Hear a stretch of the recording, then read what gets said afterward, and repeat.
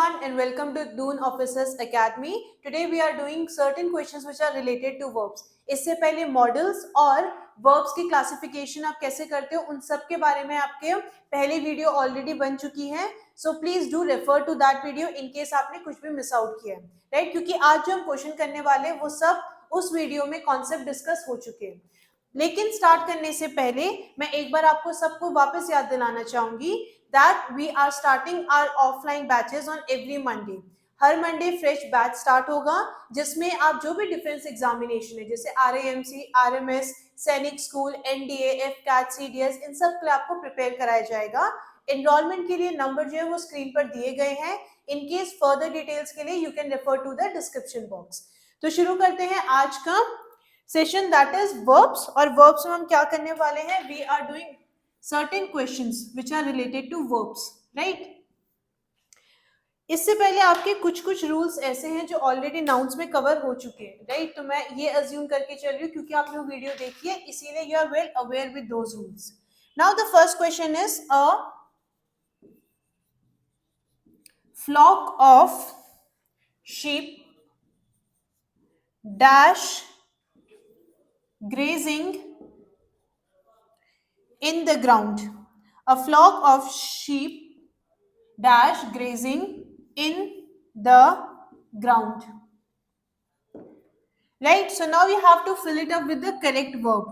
Verb आपकी क्या दे रही है? Whether it is, are, was या फिर am. Please students try to answer the question yourself first. एक बार आप खुद ट्राई कीजिए आंसर देने का.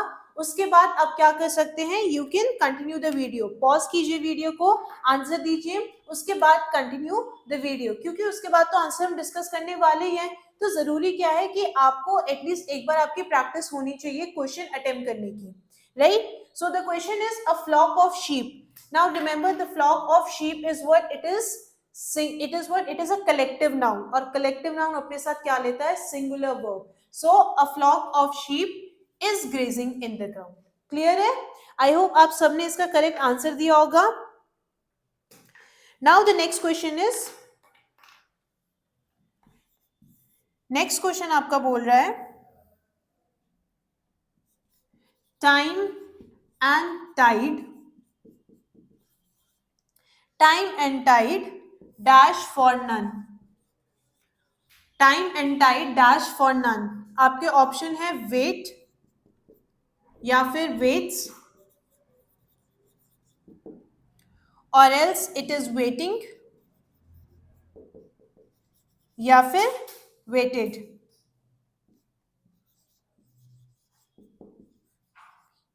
ठीक है, क्वेश्चन है time and tide dash for none.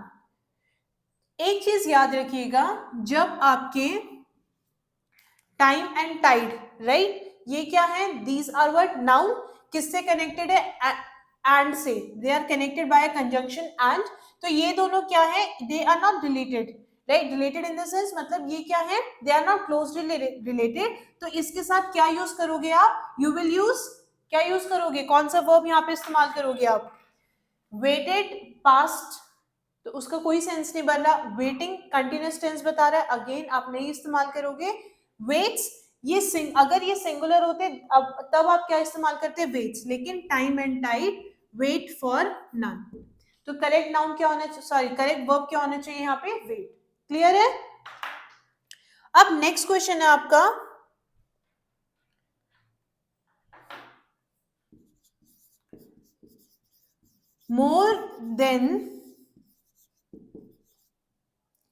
more than 5 persons, more than 5 persons dash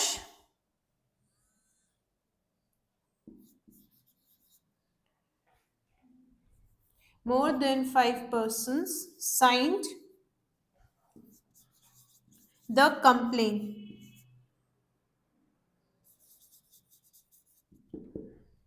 option क्या है आपके? has, had, is या फिर have. ठीक है, मोर देन 5 persons। अब देखो मोर देन 5 persons बेसिकली किसको रेफर कर रहा है, प्यूरल है ये, और अगर प्यूरल नाउन होगा तो वो क्या लेगा, प्यूरल वर्ब लेगा अपने साथ। तो more than 5 persons have signed the complain, तो करेक्ट ऑप्शन क्या है आपका, हैव। क्लियर है, आई होप ये चीज सबको समझ आई होगी, राइट। अगर आपके पास प्यूरल नाउन है, नाउन प्यूरल है या सब्जेक्ट प्यूरल है, तो वो क्या लेगा अपने साथ, प्यूरल वर्ब लेगा, राइट। अब यहाँ पे क्या था, flock of sheep collective noun है, कलेक्टिव नाउन अपने साथ क्या लेता है, सिंगुलर वर्ब लेता है। अब जो नेक्स्ट क्वेश्चन है इसमें आपको ब्रैकेट में कुछ कुछ वर्ब्स दिए गए हैं। Now according to the sentence आपको उन वर्ब को चेंज करना है। I sleep soundly and dream that a dog entered the room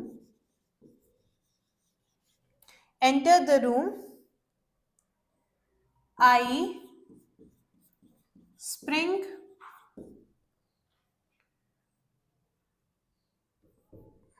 off the bed।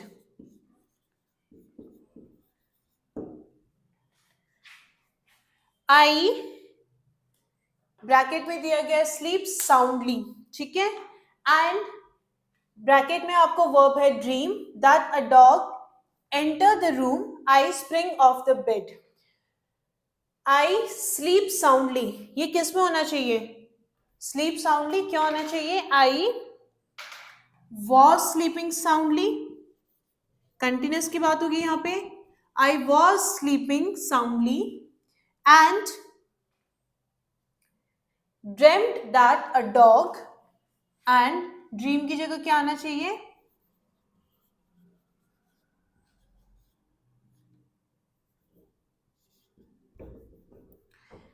dreamed that a dog enter the room। enter the room उसकी जगह क्या होना चाहिए, enter की जगह क्या लिखोगे आप, क्या लिखोगे, had entered, पास परफेक्ट की बात होगी यहाँ पे, तो वर्ब क्या होना चाहिए, had plus entered, had entered the room I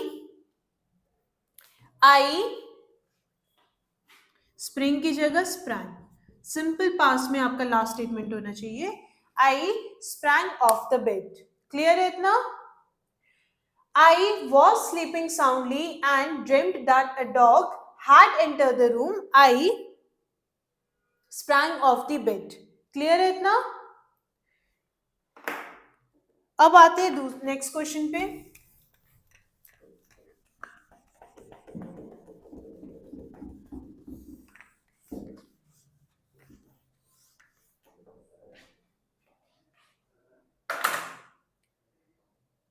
Now here also you have to fill in the blanks according to the suitable verb। ठीक है, जैसे आप सेंटेंस पढ़ोगे तो जो भी suitable verb है you have to fill it up with that verb। I dash Sita for a long time। Question आपका बोल रहा है I dash सीता, ब्रैकेट में आना चाहिए नॉट सी, ब्रैकेट में आपके क्या आना चाहिए, नॉट सी, राइट। तो क्या होगा, I dash Sita for a long time, भाई मैंने सीता को बहुत समय से नहीं देखा, तो आई के साथ अब क्या इस्तेमाल करते हो, आई हैव नॉट सीन, ठीक है, बहुत लंबे समय से मैंने उस सीता को नहीं देखा, राइट। तो यहाँ पे आपका क्या आना चाहिए, I have not seen. Clear है। नेक्स्ट क्वेश्चन आपका, who dash the Taj Mahal.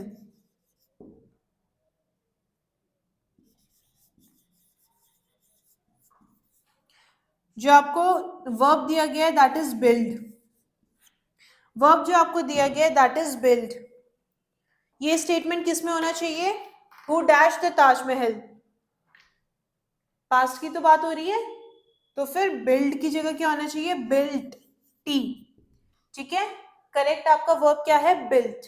Clear है इतना?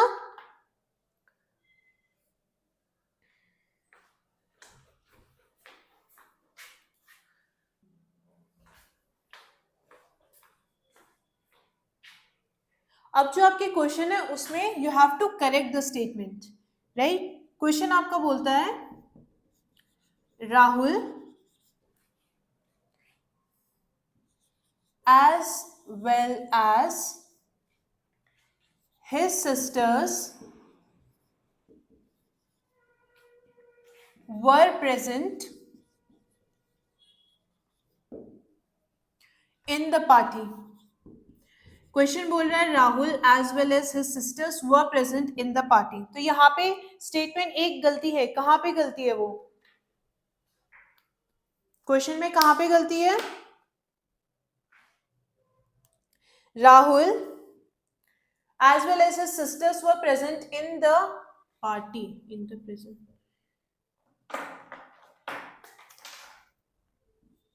इन द पार्टी, ठीक है।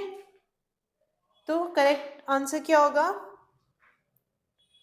Rahul as well as his sisters were present in the party. अब देखो यहाँ पे जो वर्ब आया है ना, वर, इसकी जगह वॉज होना चाहिए था। क्यों? क्योंकि जो आपके पहले वर्ब इस्तेमाल किया होता है उसी के अकॉर्डिंग आपका वर्ब यूज किया जाता है, राइट। तो Rahul as well as his sisters was present in the party, नहीं, was, Rahul as well as his sisters was present in the party. All right. Next question है आपका, Suresh and not his relatives, Suresh and not his relatives were arrested। Suresh and not his relatives were arrested. अब यहाँ पे किसकी बात की जा रही है? सुरेश की बात की जा रही है, राइट। तो जो आपका मेन सब्जेक्ट होगा उसके अकॉर्डिंग आपका वर्ब होना चाहिए, यही चीज तो बताई गई है। यहाँ पे राहुल, मेन किसके बारे में बात की जा रही थी? राहुल के। सिमिलरली यहाँ पे सुरेश की बात की जा रही है, विच इज वर्ड, क्या है ये, इसके साथ आपको क्या आना चाहिए? सिंगुलर वर्ब आना चाहिए। Rahul and not his relatives was arrested. Clear? तो यहाँ पे द जो आपका वर्ब होगा that should be according to Suresh. Clear? अब नेक्स्ट क्वेश्चन है आपका,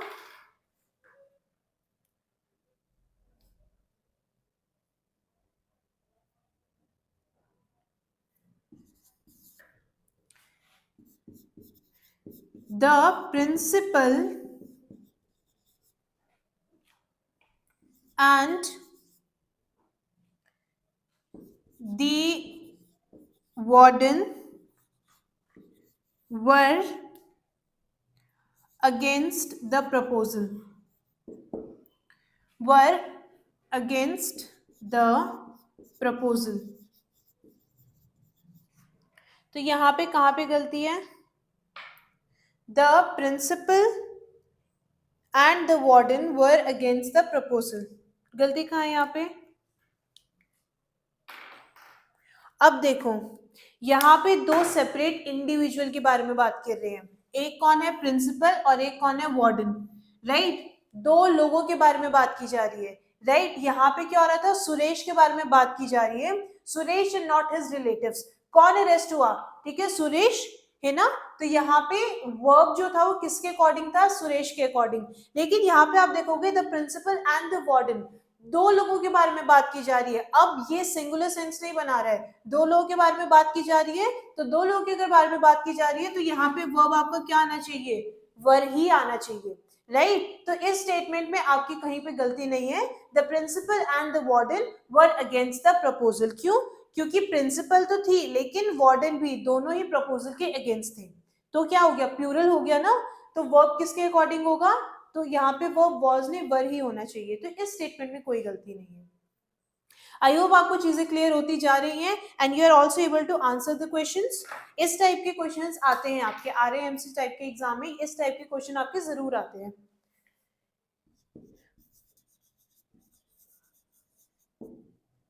The horse and carriage are at the gate.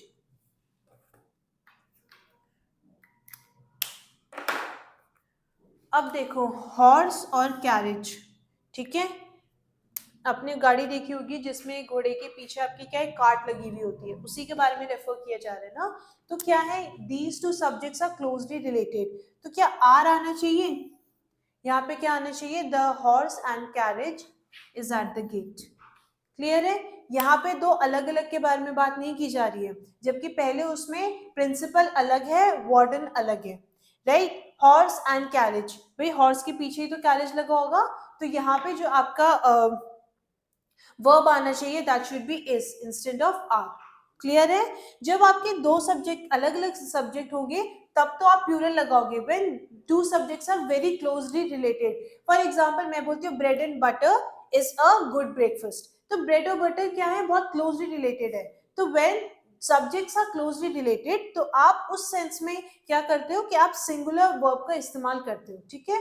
तो यहाँ पे हॉर्स और कैरेज, भाई आपके क्या होते हैं, घोड़े के पीछे तो काट लगी हुई होती है, तो वो क्या है, वो दो क्या है, गेट के बाहर है, तो यहाँ पे इसीलिए आर की जगह हमने इसका इस्तेमाल किया। क्लियर है इतना। अब नेक्स्ट क्वेश्चन आपका है,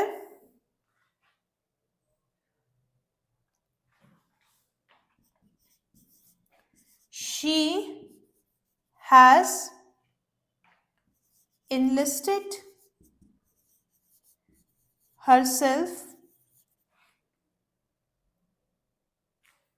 she has enlisted herself in the nursing college.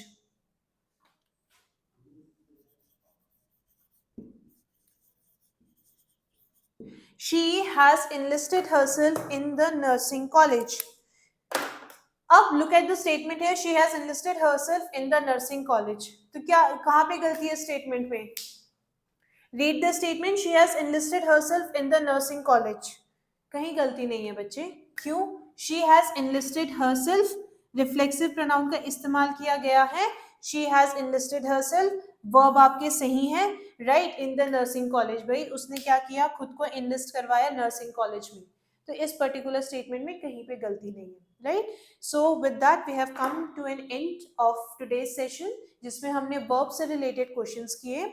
I hope आपके कॉन्सेप्ट जो है वो और क्लियर हुए होंगे, और आपको आपके जो पढ़ा है, जो भी कॉन्सेप्ट्स पढ़े हैं वो आप अप्लाई कैसे करोगे वो भी आपने समझा होगा, राइट।